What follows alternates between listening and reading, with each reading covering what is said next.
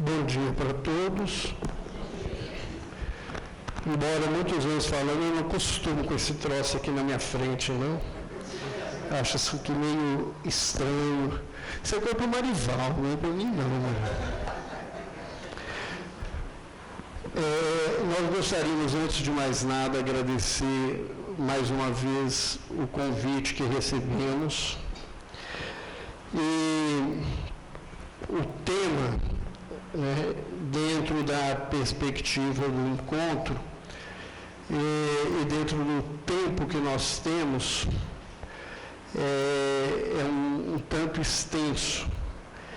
Então, nós tentamos focar o papel maior de Jesus e o seu trabalho no sentido de aproveitar, como tem sido a nossa preocupação nos últimos tempos, de fazer uma atividade não com a preocupação de oferecer informações novas, mas de nos utilizarmos das informações que nós temos para a nossa reflexão,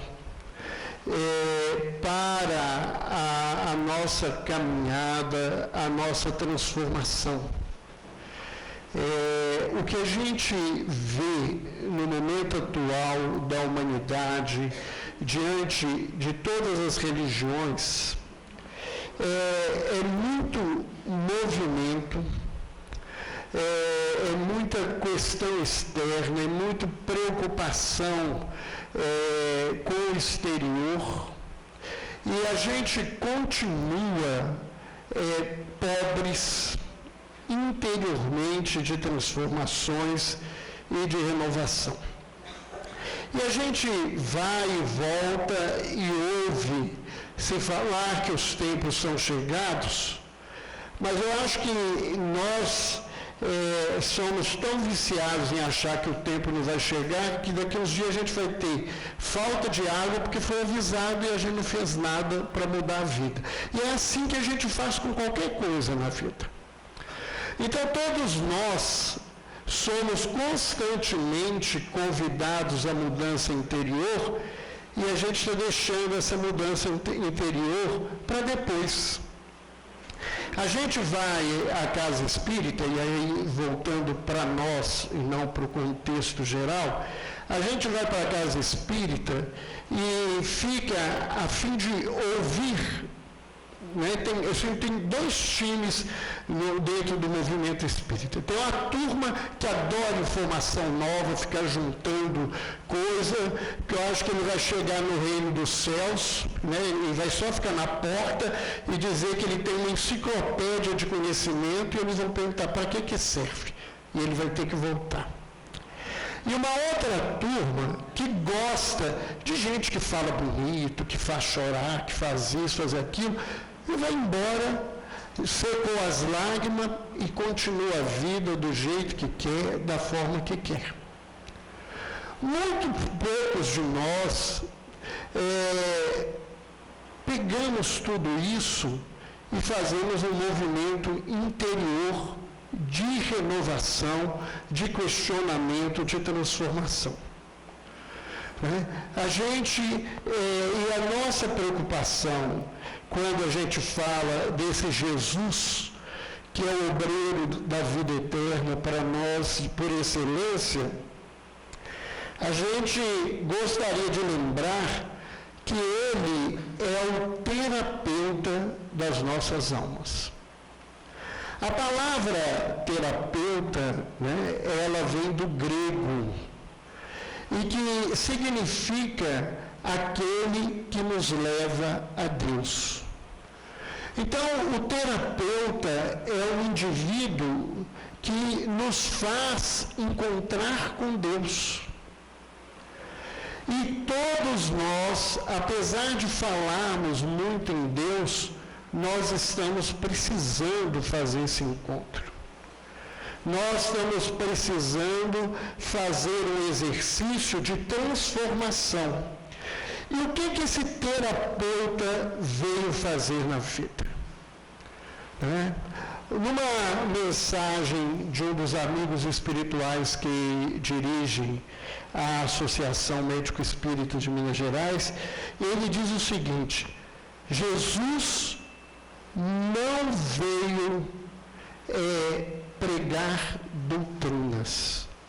Jesus veio ensinar relacionamentos. O papel de Jesus não é papel de formação doutrinária. Aqueles que se dedicam ao estudo do Evangelho com mais cuidado e mais propriedade sabem que a momento nenhum Jesus se preocupou com uma doutrinação do homem na terra. O trabalho de transformação do ensino de Jesus em doutrina coube antes e particularmente a figura de Paulo de Tarso. É ele que faz o papel do grande balizador do ponto de vista teórico doutrinário da doutrina espírita, embora tenha sido um exemplo vivo de cristão. Da mesma forma que, posteriormente, muitos séculos depois, Antônio de Pádua se transforma no grande construtor da doutrina de Francisco de Assis. Os baluartes da história da humanidade que fazem parte do corpo crístico, eles nunca fizeram doutrinação no mundo. Buda, Confúcio, Sócrates, Jesus, Francisco de Assis, a preocupação deles foi cuidar do homem, se relacionar e mostrar com exemplo o que nós estamos aqui para fazer. Então não adianta eu ser um baluarte doutrinário se essa doutrina de nada serve para mim. Então o grande papel de Jesus é mostrar para a gente que a supremacia da vida é saber amar. Nós viemos aqui para aprender a amar. Se no final da vida nós não tivermos aprendido, pode ter certeza que tomamos bomba, fomos reprovados e vamos repetir, porque nós temos que aprender a amar. E mais do que isso, o amor é um remédio para todos os males da humanidade. Porque os males da humanidade, eles são construídos sob uma base primordial, que é o egoísmo. E o remédio para o egoísmo é o amor. E amar não é uma coisa que cai do céu. Eu fico vendo, a gente tem costume, e isso nós aprendemos culturalmente, de ficar esperando que as coisas divinas, elas caiam para a gente do céu. Depois da história do maná, todo mundo acha que o troço cai de graça. Eu falei assim, olha, o maná que caiu do céu foi pouco e miséria de Jeová, porque 300 anos de cativeiro e 40 anos de deserto e um pãozinho com mel foi muito pouca coisa. As coisas não acontecem de graça como as pessoas querem ver. E amor, fé, esperança não cai. A gente fala assim, Deus me dá amor, Ele abre uma portinha do céu e joga na sua cabeça e amanhã você está amando. Deus me dá fé e abre lá, bota um chipinho de fé e amanhã você está tendo fé na vida. Não existe isso. Isto é aprendido. Nós somos capazes de aprender a amar. Todo mundo tem essa possibilidade de aprender. E esse aprendizado é de ensaio de acerto e erro. A gente fica muito preocupado, e se eu não acertar? Não tem problema nenhum. Não tem problema nenhum. Há uma expressão que o Espírito Carlos, que dirige o nosso trabalho mediúnico, ele diz assim, né, eu acho muito bonito como ele fala, ele diz que Deus é o Senhor das probabilidades. Tudo que a gente pensar que é possível no universo está em Deus. Então aquilo que a gente chama erro, que o povo chama de pecado, é um desvio do caminho que ali na frente tem uma lei de amor que vai fazer com que esse caminho se volte para Deus. Quando vai acontecer? Para Deus não preocupa-se com o tempo. O tempo é uma coisa do humano, é uma coisa dessa dimensão que nós estamos vivendo.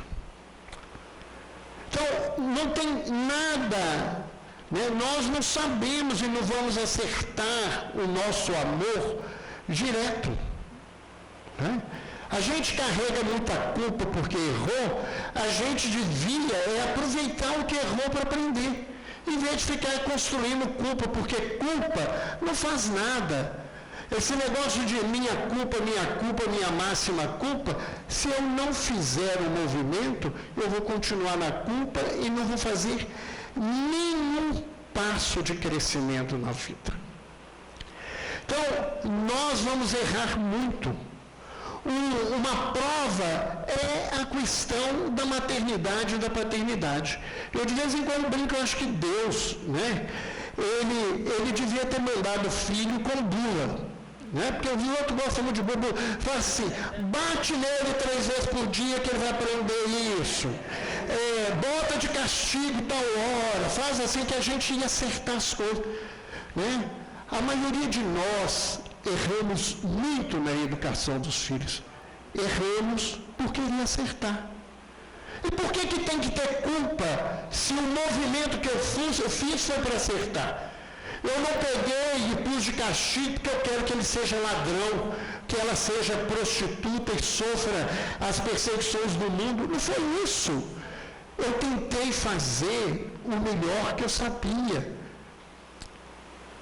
E como nós não temos esse processo na mão totalmente, a gente acerta e erra constantemente. E é para isso que o que é errado é para não fazer mais. E o que se acertou é para aprimorar. Então, nós temos que entender também que antes de aprender a amar, nós vamos aprender a ter afeto pelas pessoas. Porque se tem uma expressão gasta é se dizer assim, eu te amo. Tem um escritor americano que ele tem uma frase, ele chama Norman Barth, ele diz o seguinte, depois do primeiro eu te amo, os outros não têm sentido nenhum. E é só repetição, eu te amo, te amo, né? Aquela coisa assim, você é meu bem. Aí no dia que você para, não é assim, Marival? Cadê meus bens, né? Aonde foi o amor? O amor foi embora com a caminhada do indivíduo.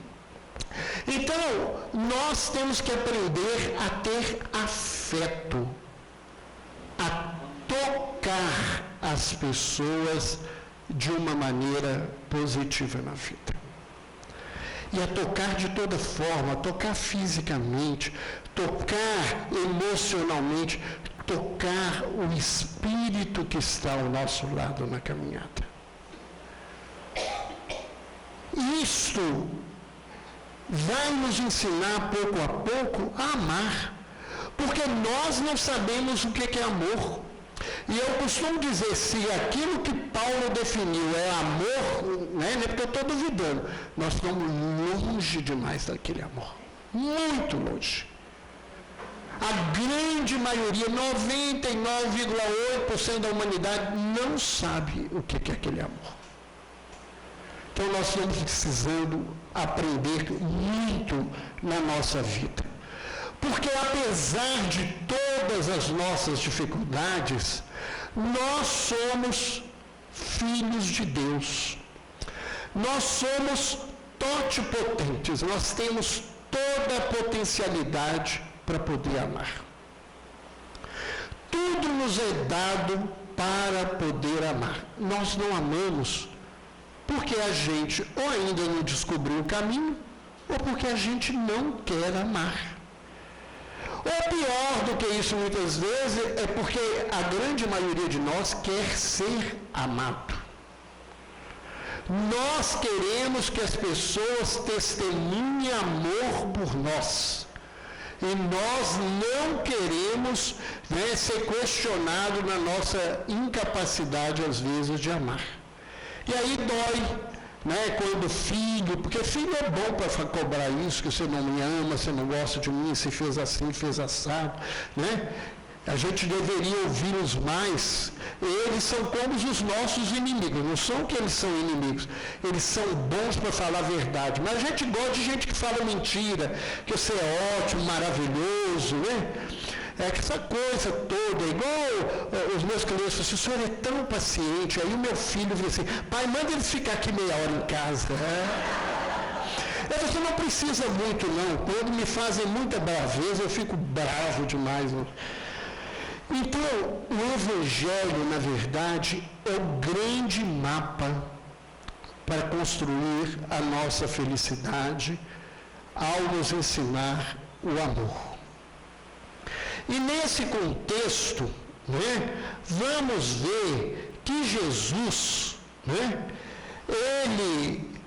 o que ele fez foi a força do exemplo dele.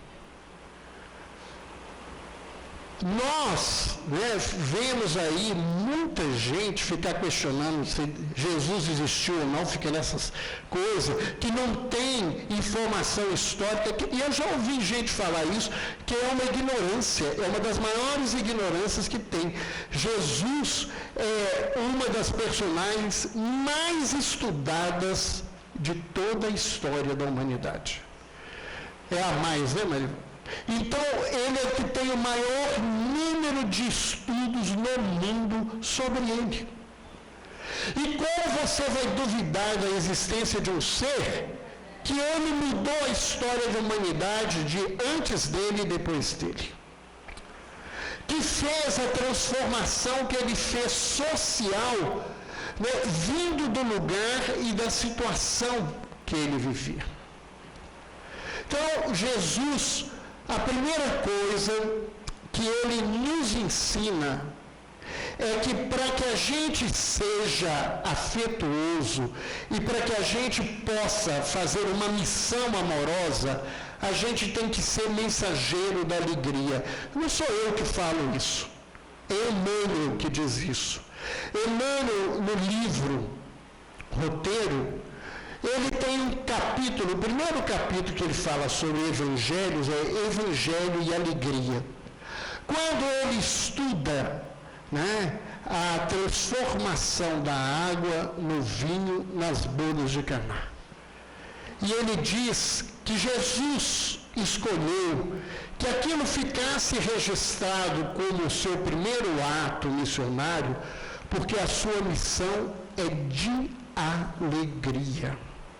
De alegria. E nós, verdadeiramente, temos muito problema em sermos alegres. Temos muito problema em sermos alegres. Houve um concílio da Igreja Católica na Idade Média exclusivamente para perguntar e questionar se Jesus sorriu alguma vez. Porque lá em João 13:13 está escrito, Jesus chorou. É o menor dos versículos do Evangelho, do Novo Testamento. Mas não tem nenhum versículo escrito que Jesus sorriu. Então eles não podiam sorrir. Começaram a vestir cinza, marrom, preto, e cara ruim. Aí o pessoal desencarnou da Igreja Católica com cara ruim e reencarnou no movimento espírita com cara ruim. Eu, de vez em quando, vou fazer palestra, e aí eu tento fazer palestra para que as pessoas ficarem mais soltas, porque senão dorme. E eu faço muito congresso, e eles me põem para falar 2 horas da tarde. O povo acabou de comer, eu disse, eu tenho que acordar, senão vai ficar roncando demais no meu ouvido. Então, eu tento, aí você olha para a cara dos dirigentes, assim, tudo com cara ruim, será que eu falei bobagem, palavrão, alguma coisa que eu não devia? Porque o povo acha que para ser sério, você não pode ser alegre. E tem uma cara de quem chupou limão e comeu jiló, os dois juntos ao mesmo tempo, que eu falo assim, não entendo isso. Não entendo isso. A mensagem de Jesus, a primeira coisa que a gente tem que ser é alegre. É mensagem de alegria. Se as pessoas não encontrarem esse espaço, elas não vão dar conta da caminhada. Infelizmente, até por um contexto histórico do momento e a forma como as coisas eram reunidas, tudo era guardado na memória e só posteriormente escrito, não foi só a história de Jesus, o próprio Velho e Novo Testamento e todos os escritos de um grande período da história, nós não temos registros dos atos carinhosos, das ações de carinho que Jesus deve ter tido para a humanidade. E ser carinhoso você não precisa fazer muito na vida, não. Eu falo com as pessoas, no testemunho, eu não sou das criaturas como Marival, que teve a possibilidade de compartilhar muito intimamente a presença de Chico Xavier. Mas no dia que eu conheci Chico, ele estava na copa do asilo, sentado, e me apresentaram a ele. Eu ajoelhei, depois me sentei no chão e fiquei conversando com ele. E chegou uma senhora com mais 2 pessoas e vieram apresentar essas 2 pessoas para o Chico. E o Chico interrompeu a conversa e foi a primeira revelação assim, que eu vi da mediunidade dele. Eu nunca tinha visto. Ele começou, a senhora está aqui, fulano está aqui, isso aqui. Ele começou a contar a família, as pessoas que estavam ali desencarnadas. Enquanto o Chico conversou com essa senhora, que ele tirou atenção, ele o tempo todo, ele acariciava a minha mão, mostrando, a preocupação dele, que ele não tinha me abandonado naquele momento. Ele tinha sido atencioso com a pessoa que foi até desatenciosa em interromper a coisa, mas que eu estava ali e que ele estava ali presente. E nós precisamos aprender a fazer isso, a tocar as pessoas com carinho, a dizer para as pessoas, eu gosto de você, que bom te ver, que saudade, você é importante na minha vida, quanto é bom te ver na minha caminhada. Isso são coisas que são importantes para a gente aprender a amar.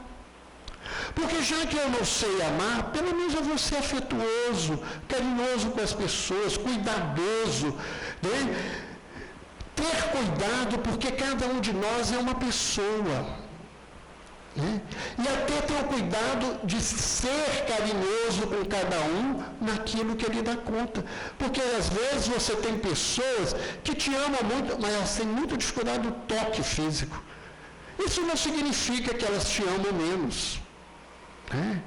Algumas pessoas que eu amo muito na vida chegaram a falar comigo, porque eu sou muito beijoqueiro, viraram assim, eu tenho muita inveja, porque eu não consigo fazer o que você faz. Eu gosto muito de você, mas eu não dou conta desse mesmo tipo de coisa. Eu sei que elas me amam mais do que eu as amo, mas é porque elas não dão conta, porque não aprenderam. E muitos de nós não aprendemos esse tipo de relacionamento. Então nós precisamos aprender isso. Nós precisamos valorizar as pessoas sem distinguir o que elas são. Que nós temos muita preocupação com isso, né? Se é doutor fulano de tal, se é isso, se é presidente do quê, se é coordenador de coisas, se faz, se é A, B, C, D. Nós temos que tratar as pessoas sem distinção nenhuma. As escolhas das pessoas, o lugar onde elas estão, o momento onde que elas estão, é a prova da vida delas, é a necessidade, a luta. Eu não tenho que fazer parte daqueles que agravam, às vezes, as dificuldades que as pessoas vivem socialmente. E nós precisamos, para tudo isso, ter disponibilidade íntima. Porque se eu não estiver disponível para ouvir e escutar, não vai fazer nada.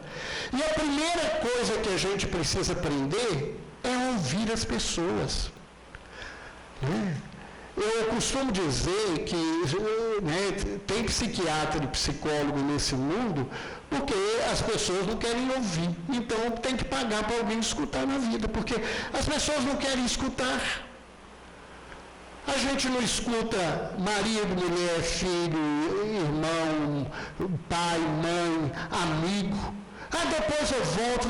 A gente não tem disponibilidade. E se depois não existir? E se amanhã eu não tiver mais essa oportunidade de ouvir? É a primeira coisa que a gente precisa aprender a escutar. Quando eu falo de mediunidade, eu questiono muito isso. Eu tenho muito problema com a forma de trabalho de muita gente em mediunidade. Eu sou um crenquinha, porque eu trabalho com escuta, com trabalhar com isso na vida. E eu, às vezes, acho que as pessoas acham que os espíritos vão na reunião só para você falar com elas que tem um espírito ali, manda elas embora. Elas foram ali porque no mundo espiritual elas não conseguem conversar com os espíritos que estão superiores. E como que eu posso ajudar alguém se eu não escuto a dor de alguém? Mas se não atende muito pouca gente. Que questão é essa? Jesus preocupou em curar todos os doentes da Judeia? Todos os doentes do mundo? Não.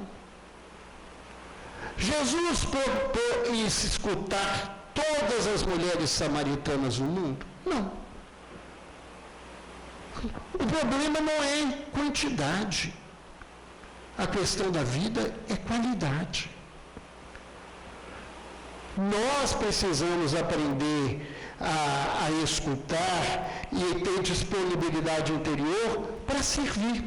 Porque também se eu perguntar, você está com algum problema, eu tenho que responsabilizar, porque se ele falar que está, eu tenho que estar disposto a ajudar. Porque perguntar para depois fazer fofoca, fulano de tal está com problema, o filho dele está usando droga, a filha dele fez isso, aquilo. Isso não resolve. Isso é fofoca. Isso é uma coisa extremamente negativa dentro da caminhada. Então nós vamos ver que Jesus, ele não abandonou as regras morais e divinas porque elas são imutáveis. Então, muitas vezes os gestos deles, que eram gentis e doces, foram substituídos por posicionamentos firmes e incisivos que eram necessários.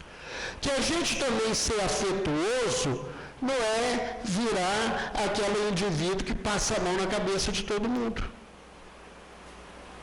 Porque dos grandes desafios de amar é aprender a dizer não. Porque amar não é dizer sim, não. Amar é muitas vezes dizer não na vida. Então nós temos que aprender isto, né? Então, os nossos sentimentos, eles têm que ser auxiliados pela nossa razão. Porque senão, nós vamos ser sentimentalistas e não sentimentais. E sentimentalista é aquele indivíduo, né, que jorra sentimento no mundo, mas que esses sentimentos, eles não são produtivos verdadeiramente. Nós precisamos, então, fazer um outro caminho. E aí eu fui buscar em Jesus, né, algumas receitas para a nossa caminhada. Né? Porque quando a gente fala de obreiro de vida eterna, aí a gente lembra de André Luiz e lembra de desencarnar né, e eu acho que vida eterna é aprender a amar. Nascer e morrer é um momentinho da nossa caminhada evolutiva, enquanto a gente está nesse plano que a gente se prende e que certamente é um espaço, um período de tempo muito curto diante da história da evolução completa. Então, nós fomos buscar algumas receitas. Eu, como médico, sei que os outros gostam de receita, né? Todo mundo gosta de receita, uns para jogar fora, para colecionar, né? Alguns para fazer direito, que é muito pouco, e outros para tomar errado. Então, mas a gente gosta de receita porque, se não der certo, a culpa é do médico. Né? Ele que me deu remédio, eu não melhorei. Mas como é que ele mandou? Tomar todo dia, tomava uma vez por semana, porque eu esqueci. E aí o médico ainda é culpado, porque o remédio não presta, que a coisa não caminha. Então, Jesus, como terapeuta, né, o que ele diz para a gente que a gente precisa fazer para ter um bom relacionamento? Fazei aos homens tudo o que queiras que eles vos façam, pois é nisto que consistem a lei e os profetas. Mateus, capítulo 7, versículo 12. Se a gente quer relacionar bem na vida, a gente deveria fazer essa perguntinha que a gente teme não fazer. Se eu que estivesse do lado de lá, o que eu gostaria que o outro me fizesse? Se eu fizer isto, eu estou fazendo as coisas que precisam na caminhada. Só que nós queremos que as pessoas façam o que a gente quer. Nós somos bons para dar ordem, nós somos bons para dar conselho, e muitas vezes o conselho é um mau conselho, mas nós somos muito pouco cuidadosos em perguntar essa questão. O que eu gostaria que o outro me fizesse se eu estivesse no lugar dele? Tá? Quando eu resolvi me preocupar muito mais com essa questão interior de reflexão, é porque eu gostaria, né, que as pessoas chegassem a mim e me ajudassem a refletir para que o meu homem complicado, que eu não falo mais que ele é velho, porque velho é a história do mundo, a gente é pior do que velho, né?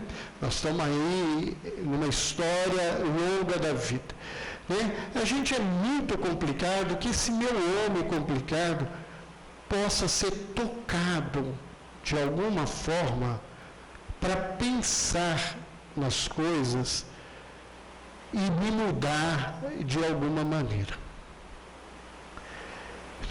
Porque o que eu preciso é fazer essa mudança. É fazer esse movimento na vida.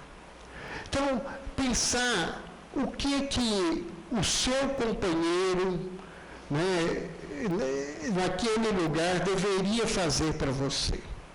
O que o seu pai, o seu filho, o seu irmão, o seu amigo, o seu colega de serviço deveria fazer para você. e a gente fazer para ele. Aí alguém disse assim, mas ninguém faz para mim. Que problema é esse? Essa é a nossa desculpa do tempo todo. O mundo está no buraco. O mundo está no buraco, mas eu posso sair do buraco. Por que eu não posso sair do buraco? A grande maioria das pessoas hoje está na folia de carnaval. E nós não estamos nessa folia de carnaval. Por que a gente tem que ficar usando e desculpando-se com o outro? Né? Que o outro não faz, que o outro não caminha. Eu tenho que caminhar.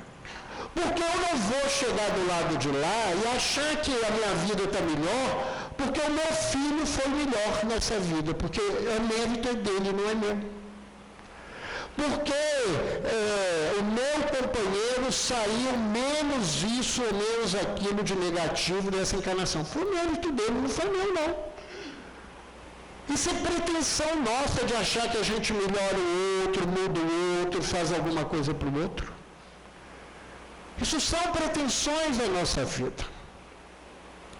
Eu lembro sempre, nessa ideia, nessa preocupação, de um texto que eu li, escrito pelo Bacelli, num dos livros que ele fala sobre Chico, que chama-se O Evangelho de Chico Xavier. E eu, certamente, algumas pessoas já ouviram eu contar isso, porque é uma das coisas que me marcou profundamente. Chico voltava na véspera do Ano Novo, do trabalho do abacateiro, e quando ele voltava, ele dizia ao Bacelli, né, eu temo desencarnar e ver a minha ficha no mundo espiritual. E o Bacelli falou assim, Chico, mas como é que é isso, Chico? Olha o trabalho maravilhoso que você fez, olha a quantidade de livros que você publicou. Os livros não são meus, são dos espíritos. E as obras que você fez não foram minhas, são deles, foram eles que construíram. Eu temo profundamente desencarnar e ver a minha ficha. Porque a única missão que eu recebi quando eu vim, é que eu tenho que voltar melhor do que eu cheguei. Essa é a nossa missão, não é a missão de Chico Xavier. É a missão de todos nós, de sair dessa encarnação melhor do que nós chegamos nessa encarnação. E sair dessa encarnação melhor não é sair sabendo conteúdos, é saber fazer aquilo que os conteúdos dizem. É se comportar de maneira diferente nessa caminhada.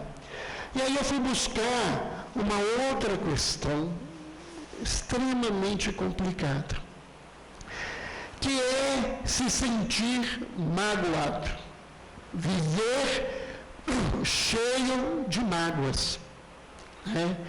Nós somos pessoas que temos memória mais do que precisa. Está todo mundo preocupado com o Alzheimer, de perder a memória, né? Mas nós temos memória mais do que precisamos. E pior, a nossa memória é negativa. Nós usamos a nossa memória para lembrar de coisas ruins. Pior do que isso, e alguém já me ameaçou, antes de eu chegar aqui hoje, eu gostaria de reclamar, que eu já fui ameaçado, que se eu falar mal das mulheres, eles vão me acertar lá fora, né? Que as mulheres têm uma memória negativa pior do que a dos homens.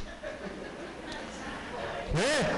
Homem não lembra disso, assim, uma mulher que é para fazer assim, você sabe, aquele 3 de abril de 1943, 43 já está quase um século, 43, nós estávamos na porta do cinema, você estava vestido com aquele terno, desse jeito, terno assim, isso, aquilo, outro, estava com a roupa assim, aquilo que você falou eu nunca mais esqueci. Eu falei assim, infeliz. né? Infeliz.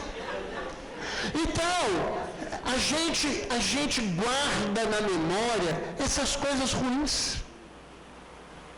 E isso, quando vive na memória da gente, chama mágoa. Mágoa é nódoa, é sujeira. Isso fica sujo, demarcado em mim. Então, quando eu sinto mágoa, não é o outro que vai sofrer, não, sou eu que vou sofrer. Porque sou eu que carrego essa infeliz da memória do 3 de abril de 1943. Porque o outro infeliz não sabe nem que usou o terno, nem que foi ao cinema, nem sabe se assistiu o filme. Então, nós temos que ter muito cuidado, e Jesus diz para a gente. Então, Pedro, se aproximando, disse-lhe: Senhor, quantas vezes perdoarei ao meu irmão quando ele houver pecado contra mim? Jesus lhe respondeu: eu não vos digo até 7 vezes, mas até 70 vezes 7. Ou seja, nós precisamos fazer um movimento de perdão. E aí alguém vai virar assim: mas eu não sei perdoar. Eu acho que a gente não sabe perdoar mesmo, não. E o ensinamento mais profundo que eu tive a oportunidade de ter acesso sobre perdão nessa atual encarnação não é um livro religioso. Eu até vou dizer para vocês que tudo que eu já li de religião sobre perdão fica muito pobre em certos momentos, porque é uma coisa superficial e a gente fica a entender. A própria palavra perdoar, ela vem do latim perdonare, é dar além.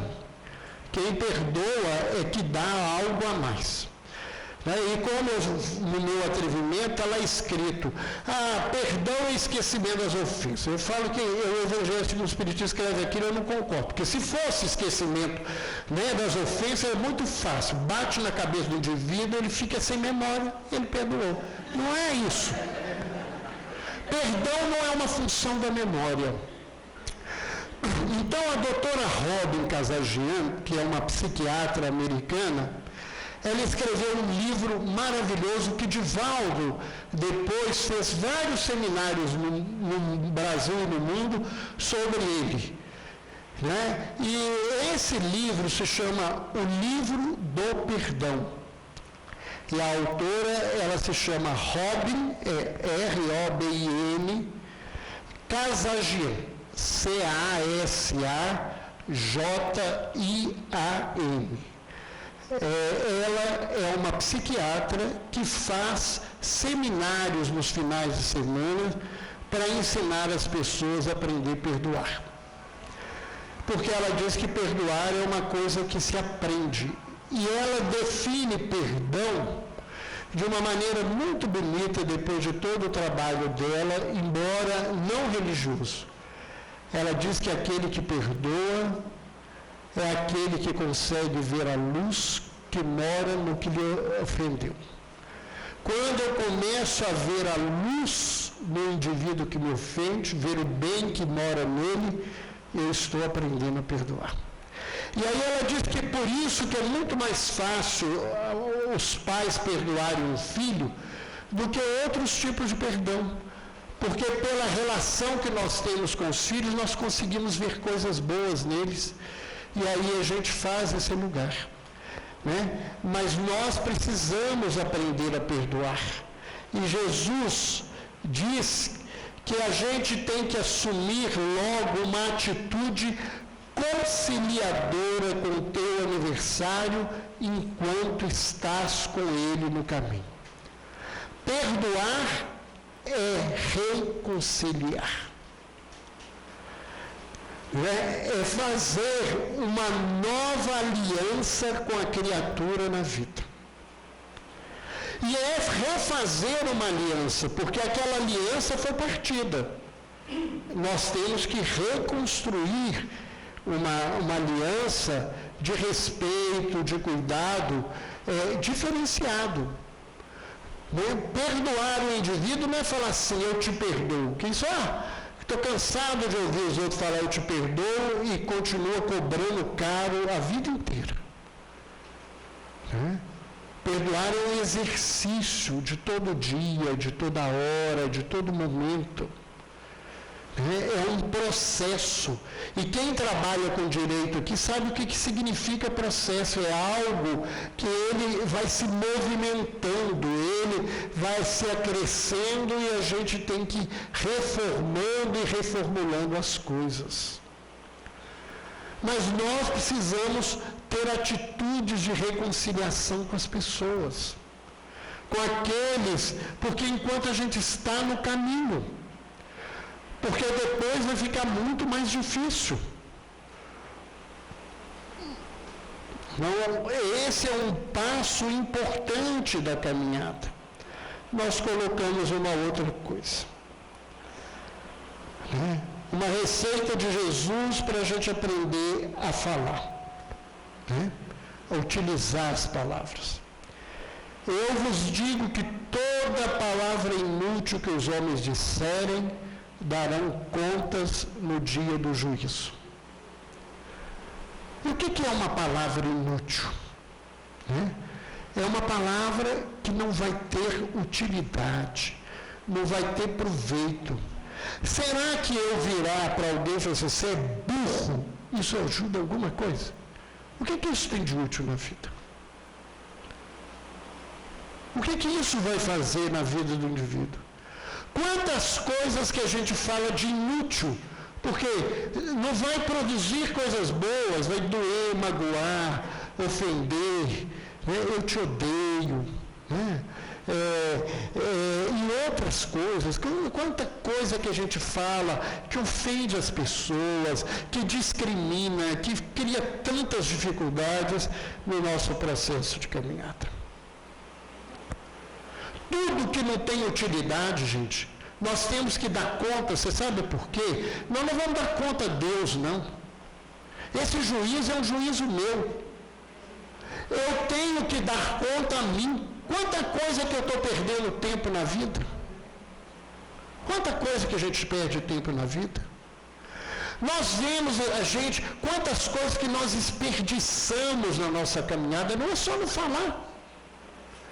Eu fico vendo, constantemente, eu fico vendo as pessoas, por exemplo, tem muita dificuldade de fazer doações materiais. Muita dificuldade. Você pede um indivíduo um dinheiro para qualquer trabalho, de ajuda, isso, aquilo, outro, é difícil.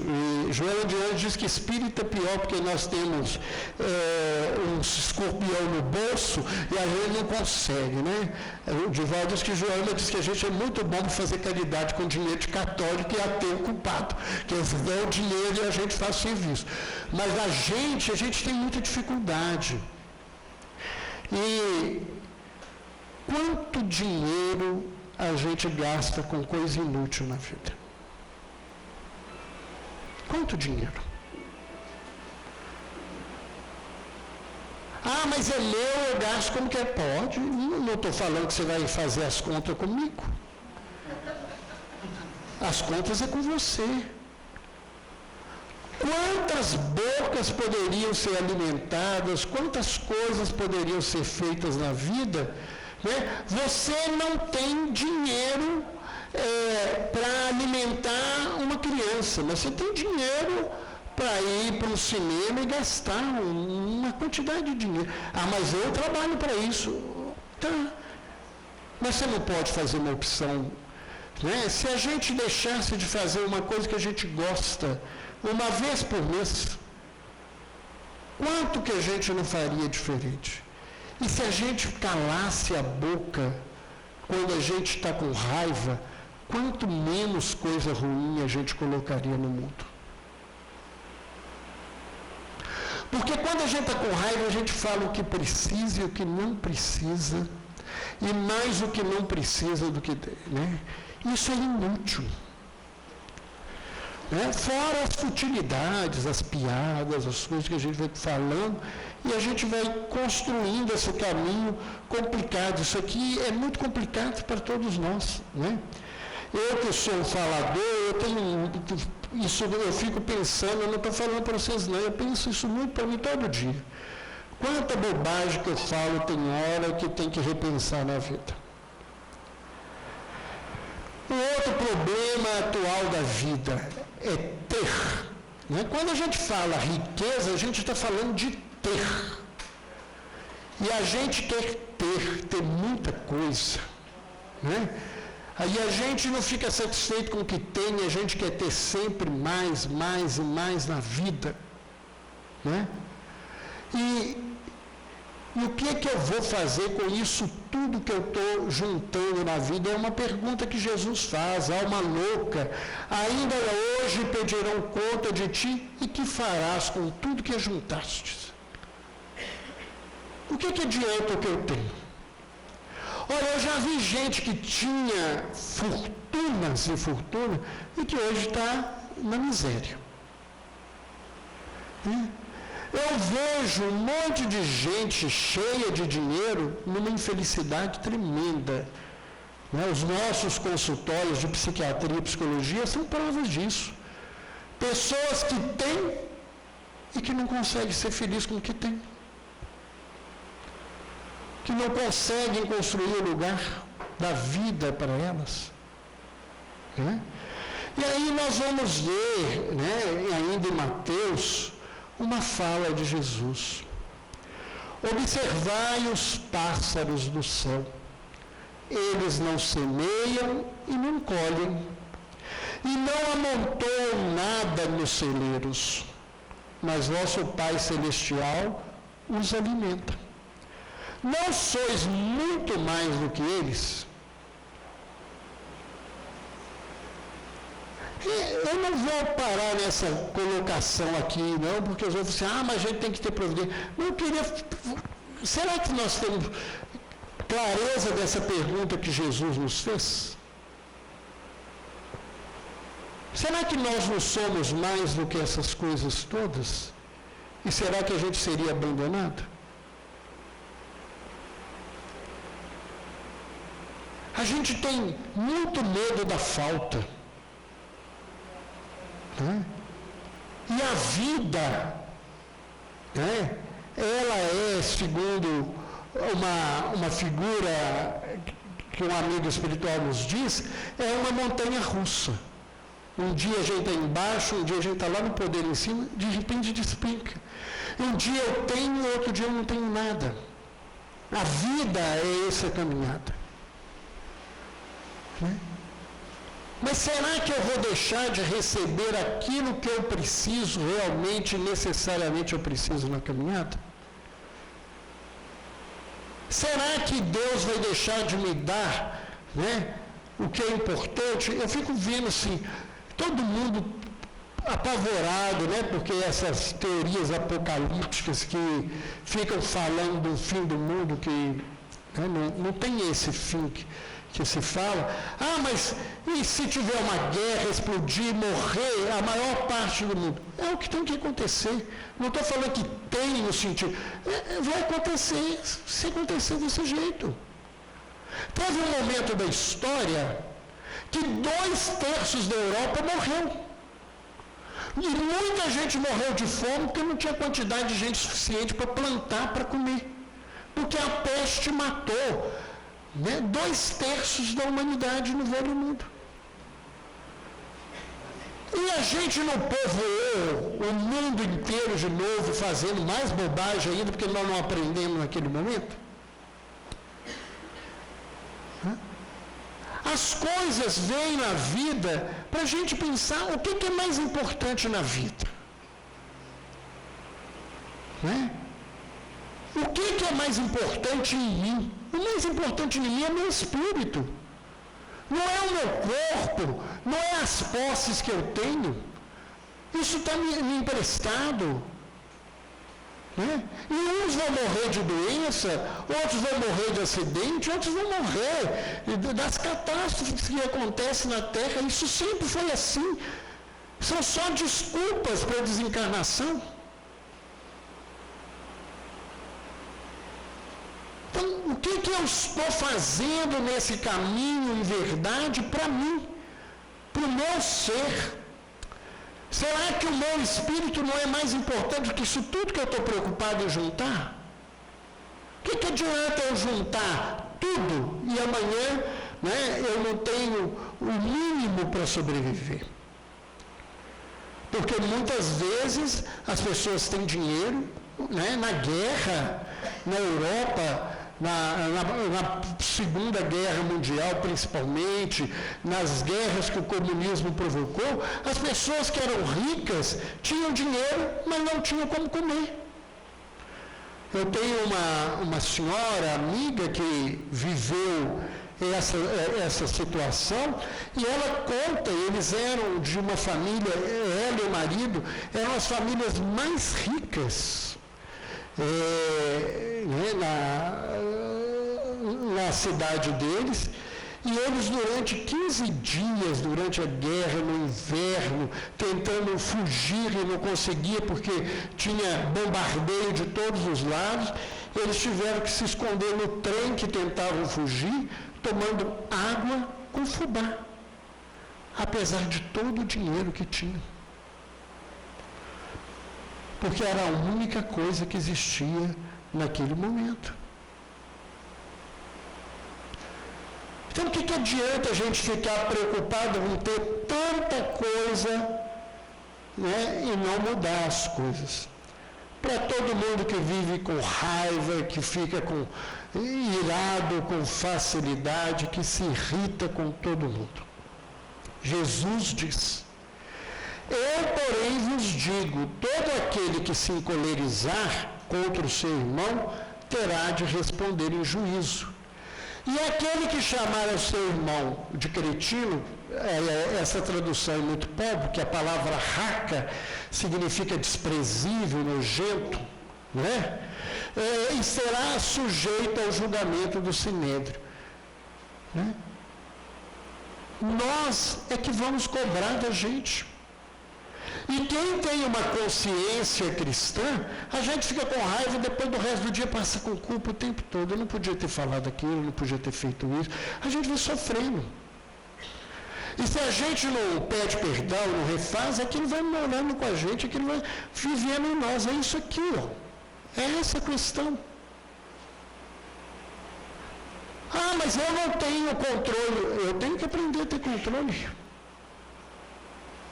A gente precisa aprender a fazer essas coisas na vida. Então, se eu estou nesse lugar e não aprendi, então eu estou precisando buscar uma escola que me ensine a controlar minha raiva. Eu preciso aprender a viver com isso. Para resolver a minha caminhada. Se o que eu estou lendo de evangelho, se eu estou estudando de doutrina não está resolvendo, eu tenho que buscar um lugar para aprender a não viver com essa raiva, ficar com raiva. E às vezes a gente fica com raiva de nada. Né?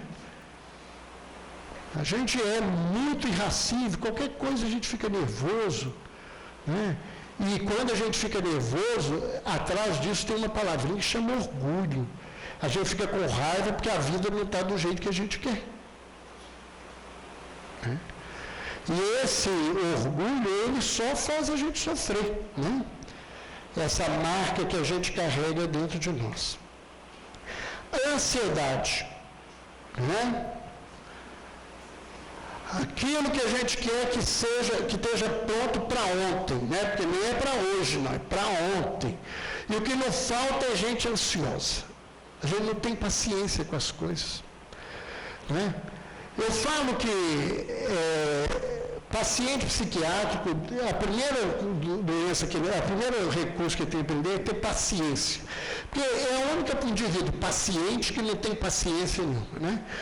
Porque os remédios psiquiátricos, a maioria deles gasta 3, 4 semanas para começar a fazer efeito. Então você tem que ter paciência naquilo.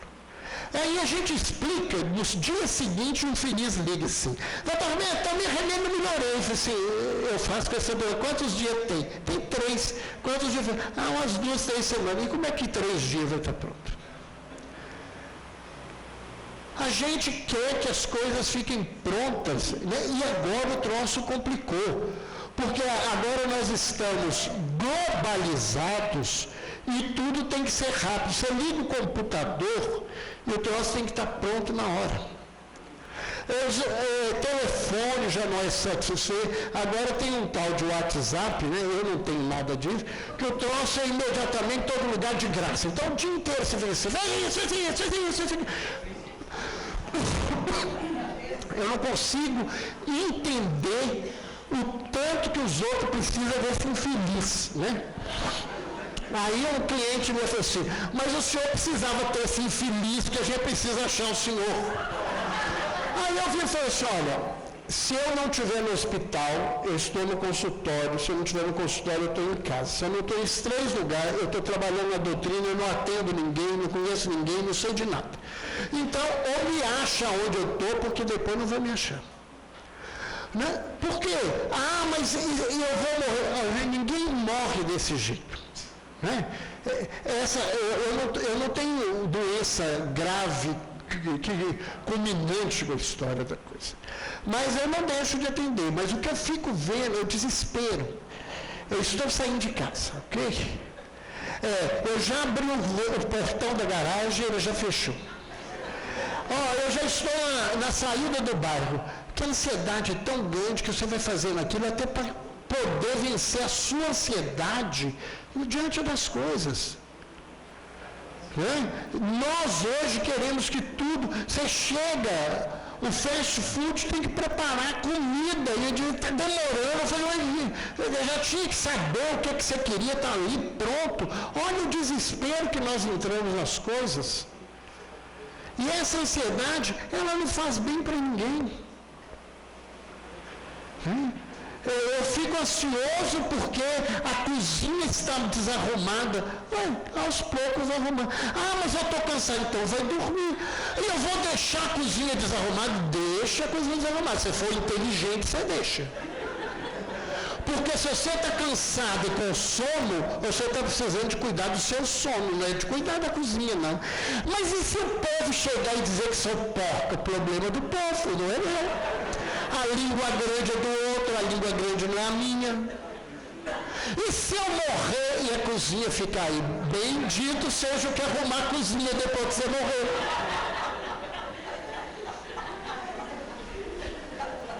Porque que desespero é esse diante das coisas que nós estamos vivendo? Né? Que a gente tem que ter o tempo todo, as coisas têm que estar prontas. Né? Tem que ser para outro aqui que para outro. Eu sou um só. Né? Tem que pensar na vida. Eu tenho limite, eu tenho que dormir, tenho que comer, tenho que fazer um monte de coisa minha. Né? Que as pessoas não aprendem. Por isso vos digo, não vos preocupeis com a vossa vida, quanto que a vez de comer, nem com o vosso corpo, quanto que a vez de vestir. Não é a vida mais que o alimento e o corpo mais do que a roupa? E a gente vive ansioso pelas coisas do mundo, não é pelas coisas da gente. Porque eu não vejo nenhum paciente chegar para mim que está ansioso porque tem que ser bom. Ninguém chega a isso para isso. Está ansioso porque não faz isso, porque não é assim, porque não aprendeu. O lugar é diferente. A caminhada é diferente na vida. Então nós temos, para quem está aí jovem, né? Que é o grande problema, a nossa juventude está se acabando com tudo que pode, porque ela acha que o mundo vai acabar daí 2 dias, então ela tem que fazer tudo de uma vez. Né? Que ninguém o despreze por ser jovem. É a primeira coisa que eu queria falar na palavra de Paulo. Né? Um grande problema que a gente vive é o desrespeito ao jovem, e dentro do movimento espírita isso precisa melhorar. Nós vemos aí que as juventudes espíritas estão falindo, nem em falência, porque a gente não cuida bem do jovem. Não respeita, não trabalha com ele no lugar dele, a gente quer que ele faça do jeito, da forma que a gente faz, e isso está se complicando. E nós vamos responder por isso. Né? E, infelizmente, é uma verdade. Nós vamos responder por isso. Porque o nosso descuidado com o jovem é muito grande. E o jovem chega e não tem espaço. Né? O jovem é um problema, né? Tem lugar para criança, tem lugar para adulto. Jovem é alguém que já fez mais de alguns anos na vida, reclama que não tem espaço na vida, né? Mas isso é uma verdade, infelizmente é. Então, primeiro a gente precisa respeitar os jovens. Depois o jovem, né, ele precisa ser modelo do que ele faz. Se ele aprendeu, ele tem que buscar viver aquilo que ele aprendeu, porque ele aprender e fazer o contrário, o que adianta? Esse é um grande problema. Né?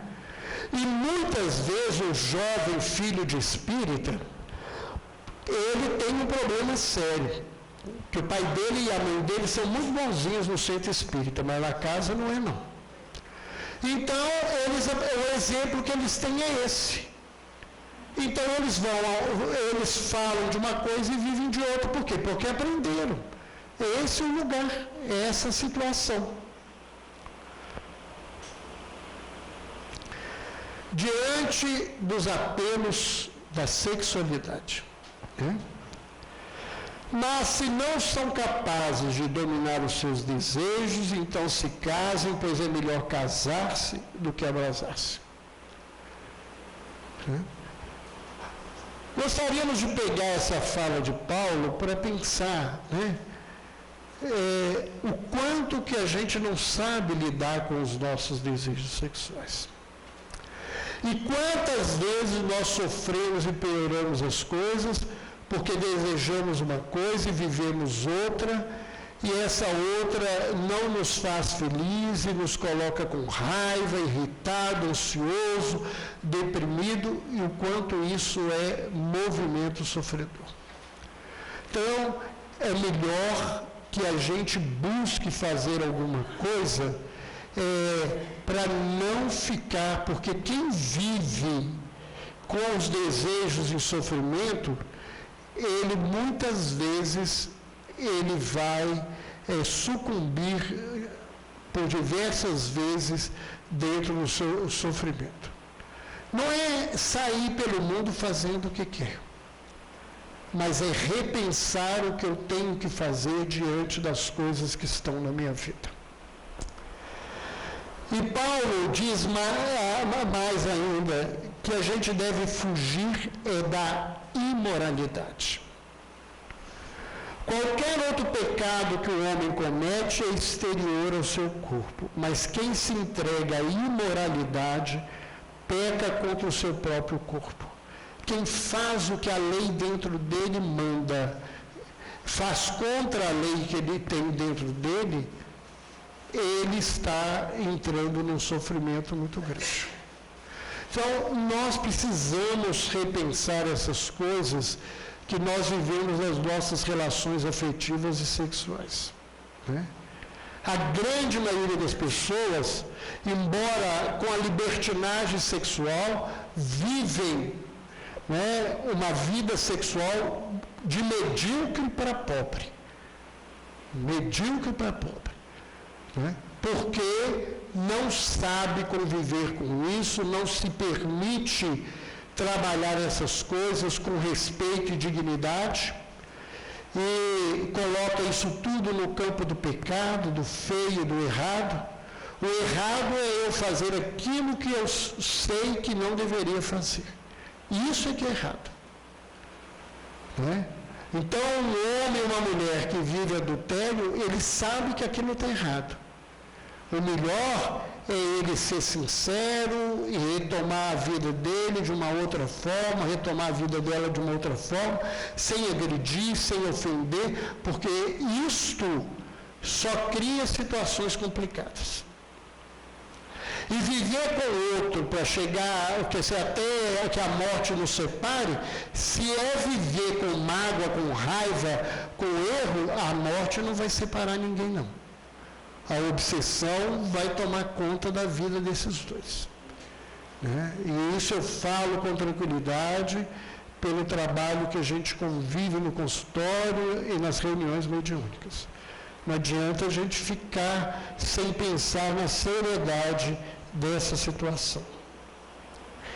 Para quem vive com medo, né? A gente não tem que temer as coisas do lado de fora. Jesus diz que a gente deve temer aquilo que pode fazer perecer no inferno a alma e o corpo. E a única coisa que pode nos fazer sofrer somos nós e os nossos hábitos e ações e sentimentos infelizes. A gente construiu um mundo de medo para fugir dos medos nossos. Os nossos medos de cobra, lagarto, de estar fechado, de cachorro, isso e aquilo outro, de espaço aberto, é simplesmente uma maneira de colocar para fora um medo que eu não dou conta de lidar com a minha realidade interior. Muitas vezes, eles são só espelhos de condutas infelizes de vidas passadas que se refletem nessa caminhada para você refazer o seu caminho. E os nossos medos, eles muitas vezes são irracionais. E o que a gente teria que ter medo mesmo, a gente não tem. A gente faz de uma maneira diferente. Para os que se encontram tristes. E aqui não é uma receita, é um chamado. O chamado mais misericordioso que eu conheço na terra. Vinde a mim, vós que estáis cansados e oprimidos, e eu vos aliviarei. Se nós não nos sentimos aliviados, é porque nós não estamos indo até Jesus. A gente tem falado dele, tem falado em nome dele, mas não tem falado com ele. A gente não tem sentado na vida para conversar com essa criatura, né, que está presente em nosso caminho, que nos escuta, através de milhares de benfeitores espirituais que podem nos dar alívio e que a gente muitas vezes se perde nesse contexto.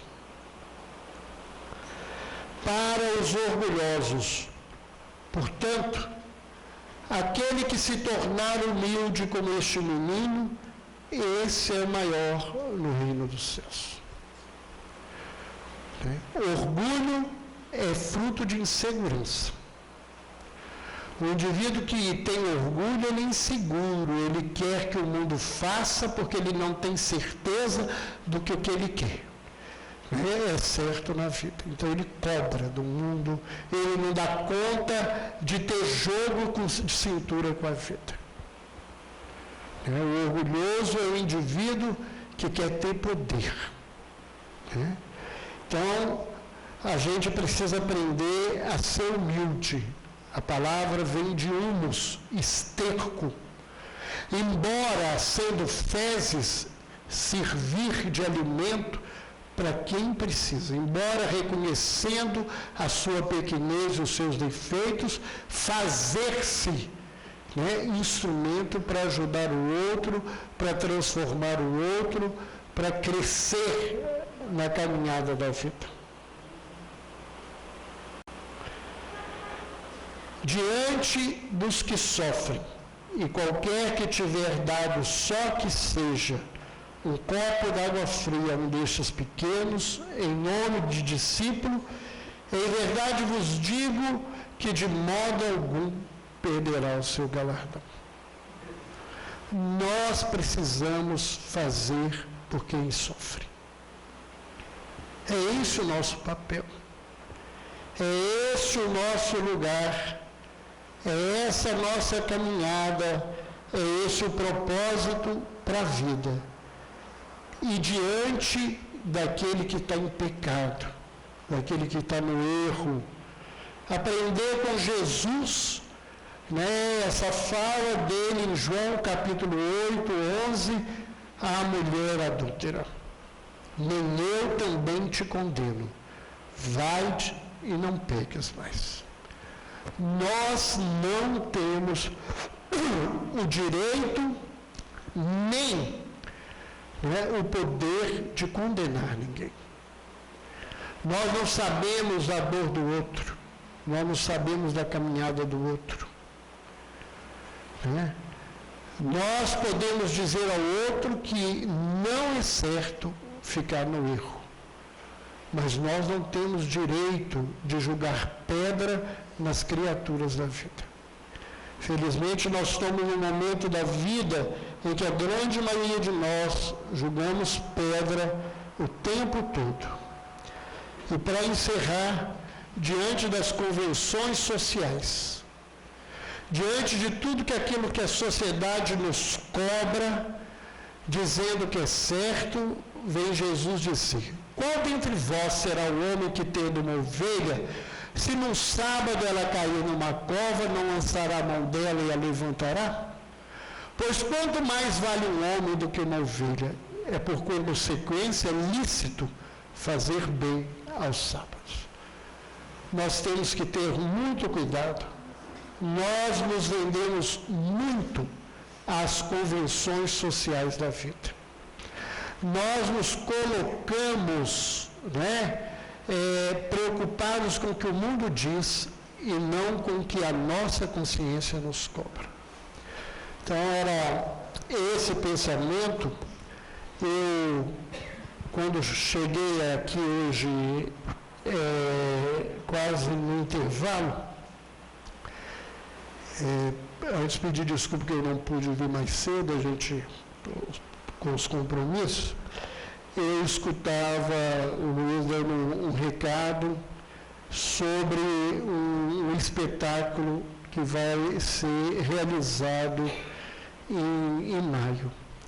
E eu queria aproveitar que aqui tem muita gente de várias casas espíritas, e eu já recebi essa pergunta de algumas pessoas dentro do hospital, dos voluntários do hospital, questionando sobre o espetáculo. E a primeira coisa, porque espírita é muito pão duro mesmo, sobre o preço do espetáculo.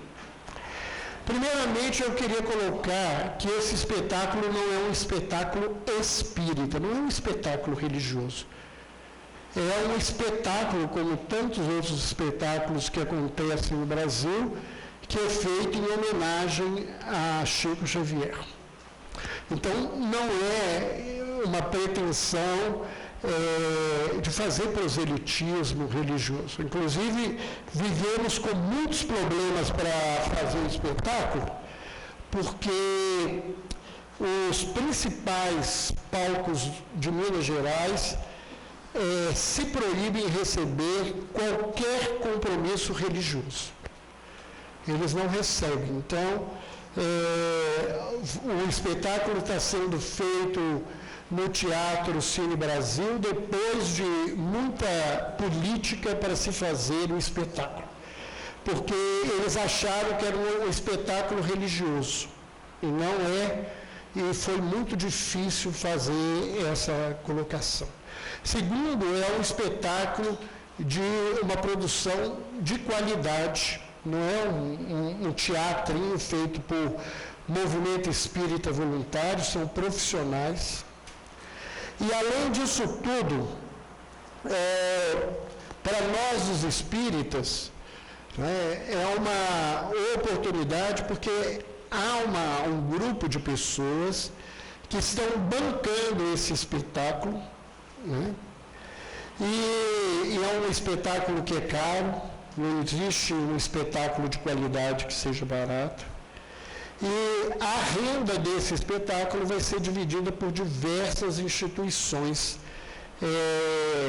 O que render depois de tudo que ainda ficar para pagar, porque as coisas são caras, vai ser dividido por instituições que não deram nenhum tostão para fazer esse trabalho. A Confraria Solidária, ela escolheu essas instituições. E, além do mais, é um espetáculo que vai contar fatos da vida do Chico que são inéditos. Não é uma história simplesmente, embora ela é romanceada, são fatos inéditos, porque foram revelações de pessoas que conviveram e tiveram acesso a determinadas informações sobre o Chico e que não tinham sido reveladas até o momento. E que autorizaram que isso fosse para o espetáculo. Então, é um espetáculo bonito, certamente vai ser emocionante, e é um trabalho de divulgação para a história do Chico. Está sendo feito em Minas Gerais, ele foi levado em São Paulo para se conseguir patrocínio, e o pessoal de São Paulo disse assim, é um absurdo que isso seja feito só em Belo Horizonte. Ele deveria ser levado pela beleza dele para o Brasil inteiro. Mas para que isso saia daqui, é um outro tanto e uma outra confusão em termos financeiros, em termos de trabalho. Mas eu só queria colocar isso, né, por causa das dificuldades que a gente enfrenta, e alguns voluntários no hospital vieram me perguntar sobre isso, porque um dos diretores do espetáculo é meu filho, então eles vieram por causa dessa situação. Né? Então eu fui clarear para o pessoal essa situação e gostaria de deixar isso bem claro. Não é um trabalho do movimento espírita, é um trabalho de arte em homenagem a Francisco Cândido Xavier, que eu acho que é muito mais do que merecido pelo nome e o contexto que ele tem na história desse país.